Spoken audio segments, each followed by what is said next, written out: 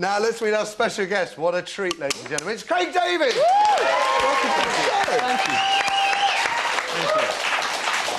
What a career this guy's had. He's sold more than 13 million albums since exploding into the charts 11 years ago. 13 top 10 hits, a string of hit albums, almost everything on them written by the man himself, which makes his latest, Signed, Sealed and Delivered, even more striking because this time around it's Musical Heroes. Yeah, I wanted to do a record that was all the artists that I grew up listening to from my parents growing up. And I just felt that if you're going to go with songs, don't go for the B-sides that people don't really know. Go with Heard It Through the Grapevine, Signed, Sealed, Delivered, Mercy, Mercy Me, from the Marvin Gayes and Stevie Wonders. So I put myself out there because I wanted a bit of a different challenge. You know? So who's on it? You mentioned a few of them there. Marvin Gaye. You've got Otis Redding's on the... Well, he's not personally on the record. I'm doing a cover of his song. Al Green, The Temptations, Supremes. For me, it was just... I've been writing songs for the last 10 years, new songs, new material. I'm a songwriter at heart, but I felt vocally I wanted to challenge myself. And when you sing For Once in My Life from Stevie Wonder, it's a completely different take on things. Because you can make it sound like karaoke if you don't get it right. You've got to really go into the homework of what's the song about, what you're trying to say, and then approach it like he did back in the day when he performed it in the 1960s. Now, how much of an influence has your dad had on all of this? Because just reading a little bit about you before you came on, and yeah, he was a carpenter by trade, but in a reggae band, is that right? Or yeah, he was in a reggae band, and I mean, he was a bass guitarist in the band. He actually got me to play the... I love that. He's going to be so happy about that picture. Because it's a stasis of when he was, like, I don't know, 25 years old, looking just, yeah, just like... And you got that bass guitarist face as well. Yeah.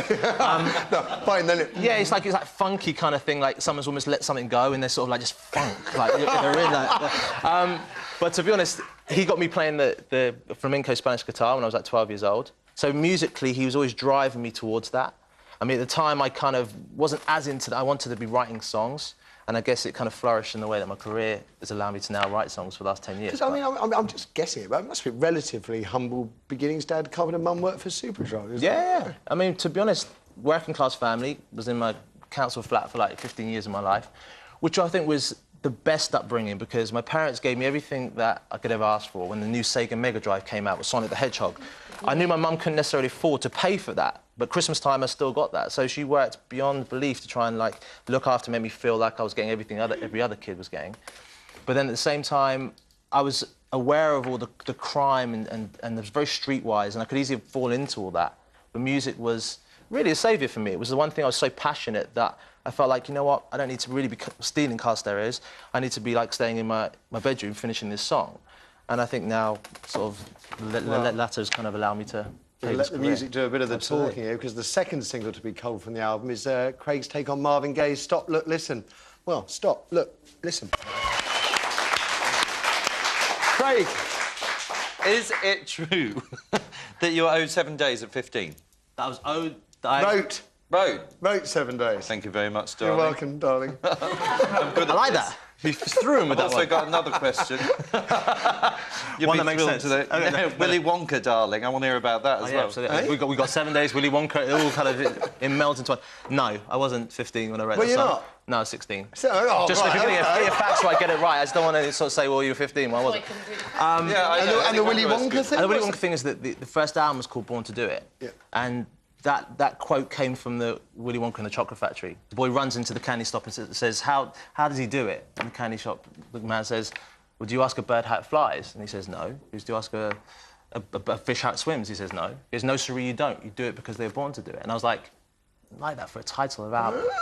Cheeky. God, were you about 12 when you thought up that title for your album? No, I was 11 at that point. We need to get the ages right here, because if we don't get the ages right, people come, they got Wikipedia and they're like, Craig, it doesn't really add up, let's get this correct here. The film wasn't out or something.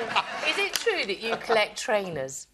I do like my trainers, only because when I was a kid, I used to save up all my pocket money to go out and buy that one pair of trainers I've been looking for, keep it in the box for like 5 months, just because you thought, oh, one day, I don't want it to get soiled just yet. And then I've been very... Yeah, you know, don't deny it. You know that when you just scuffed your brand new trainers, you think, ooh, it's a bad feeling. But now, thankfully, I can go in and buy... How many trainers do you think you've got? A few now, about 500 now. Oh, wow. Yeah! Why not? If you're going to go, they go strong. Sets of the same ones? Most of them are the same, you know. It's sort of, it's like for that time I used to be scrubbing with like a nail brush to try and get them clean. Oh no, just buy 10 of them. Very rock and roll. And one last thing we should mention, dates, playing dates. Are you gigging? Do you know what? I'm actually getting the band together, ready for touring.